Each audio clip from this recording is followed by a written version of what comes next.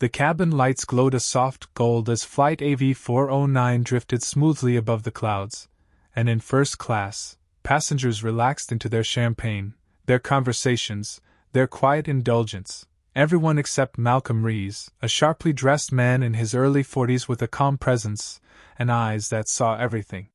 He sat in seat 2A, reviewing notes on a digital tablet, waiting for the gourmet dinner service he had pre-ordered weeks ago due to strict dietary restrictions his doctor insisted he follow. He had even paid extra for a custom meal, documented through corporate channels, the kind of meticulous planning only necessary because forgetting wasn't an option.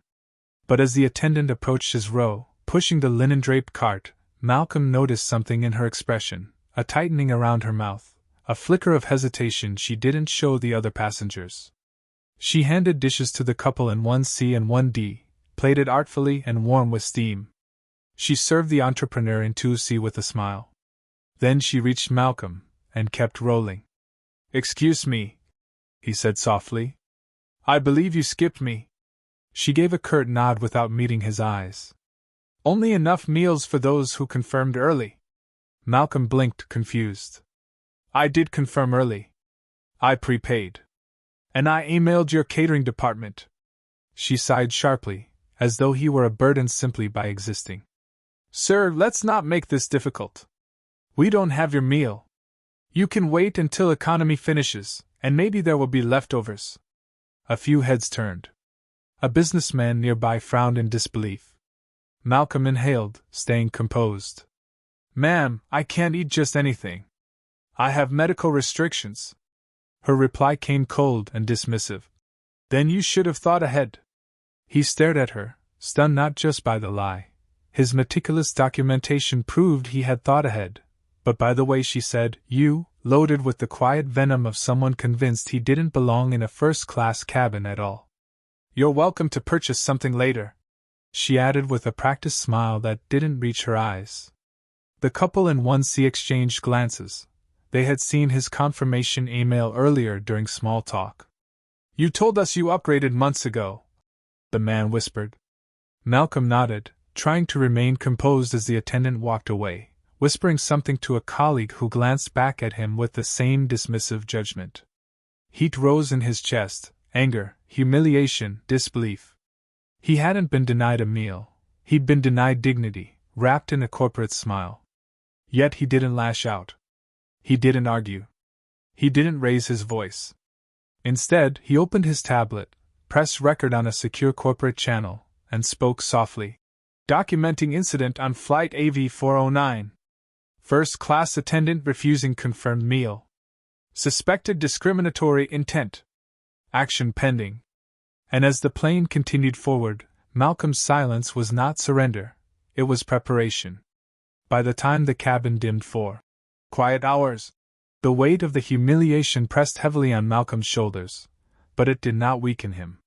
He was a man who built his life on endurance, from growing up in a neighborhood most people only spoke of in cautionary tones, to rising through corporate ranks where he had been underestimated, questioned, doubted, and dismissed at every level until he became the man everyone now feared losing. As he sat there with an empty tray while others enjoyed indulgent multi-course dinners, he replayed the attendant's words, "You should have thought ahead," a phrase dripping with condescension, the kind that came from someone convinced that someone like him didn't belong in a place like this. When she returned later with leftover scraps from the main cabin, Malcolm declined calmly. "No, thank you." She rolled her eyes and muttered, "Suit yourself." A passenger across the aisle, an older woman with silver hair and kind eyes, leaned slightly toward him. "I saw everything," she whispered. "I'm so sorry. That wasn't right." Malcolm gave a soft nod, appreciating her humanity but refusing to let the moment derail his composure. Yet everything changed when turbulence began unexpectedly, not from the weather, but from the cockpit door opening and the captain stepping out. He approached Malcolm quietly. "Sir, I received your corporate transmission. You're Malcolm Rees, aren't you?" Malcolm looked up. "Yes." The captain swallowed hard, understanding instantly. Malcolm Rees wasn't just any passenger. He was the chief executive officer of Apex Air Group, the parent corporation that oversaw more than a dozen airlines, including the very airline he was on. He had quietly boarded the flight for an anonymous review, something he did quarterly to assess staff behavior without the mask of hierarchy warping their actions. The captain's voice trembled. "Sir, I didn't know you were traveling today. If I had known..." Malcolm held up a hand. "That's precisely why I travel without announcement." The captain nodded, a deep shame settling into his expression. "I understand, and I'll handle this immediately." But Malcolm shook his head. "Not yet." Across the aisle, passengers stared, connecting dots, realizing the man they had watched get humiliated was the highest-ranking executive in the entire organization. Malcolm wasn't here simply to demand respect, he was here to measure it.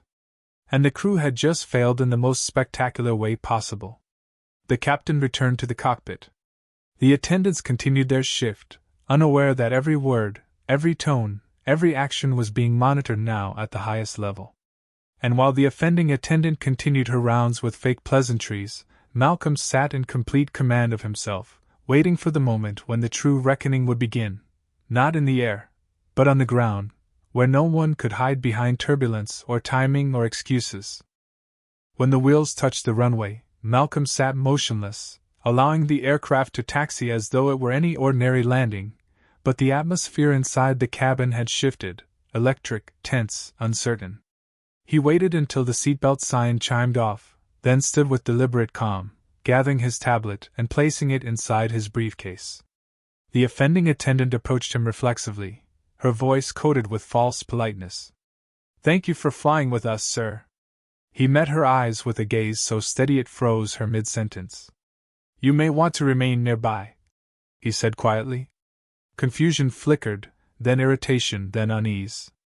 Malcolm stepped into the jet bridge, where a line of operations managers, supervisors, and the captain waited, all alert, all anxious. Passengers slowed, whispering. Malcolm turned to the captain first. "Before we proceed, ensure no crew member leaves the area." The captain nodded sharply, signaling ground security. Then Malcolm turned to the operations director. "Bring me the flight logs, meal records, pre-order confirmations, and the cabin surveillance timestamps." The director moved instantly. Passengers gathered behind Malcolm, witnessing a transformation from dignified passenger to full authority, an authority so sweeping it silenced the entire terminal. The attendant finally stepped forward, voice trembling. "Sir, I didn't know." Malcolm raised a hand, cutting off her excuse. "That is exactly the problem. You didn't know who I was. And yet you felt entitled to treat me as if I did not belong in the seat I paid for, in the cabin I oversee, on the airline I help lead." Her mouth opened, but no words came. Malcolm continued, voice steady but unmistakably powerful. "You denied a confirmed meal. You dismissed medical restrictions. And you spoke to me in a manner unfit for any customer, let alone a human being." Silence stretched. No one breathed. Then Malcolm delivered the sentence with the calm finality of a judge. "Effective immediately, you are suspended pending formal review. Training, oversight, and leadership protocols will be rewritten starting today. And every employee will undergo mandatory recertification on respect, bias, and passenger rights." The attendant sank into a chair, stunned. Malcolm turned to the staff. "This is not about me. It's about ensuring this never happens to another passenger, ever." Passengers applauded quietly, respectfully, as Malcolm walked away from the gate, dignity intact, authority unshaken, message delivered not through rage but through undeniable leadership. If this story gripped you, if it made you feel the sting of unfairness, the weight of dignity stripped away, the power of calm justice, don't let the moment pass. Speak up in the comments. What part hit hardest? Was it the moment the attendant dismissed his medical needs? The quiet humiliation of being skipped? Or the way he reclaimed his power, not with anger, but with clarity and force? These stories matter because they shine a light on the very real experiences people face every day, moments many overlook or excuse, moments that reveal the deep biases still woven into ordinary life. By engaging, commenting, sharing, you help bring these stories to the forefront, where they can't be ignored. If you want more powerful narratives like this, stories of resilience, justice, accountability, and truth, hit like, subscribe, and join this community. Every interaction pushes these stories further, reaching people who need to see them, people who need to learn from them, and people who find comfort knowing they aren't alone. Your voice has impact. Your presence has power. And your engagement tells the world that you stand against injustice in every form. Thank you for watching, for feeling, and for being part of a movement that refuses to look away.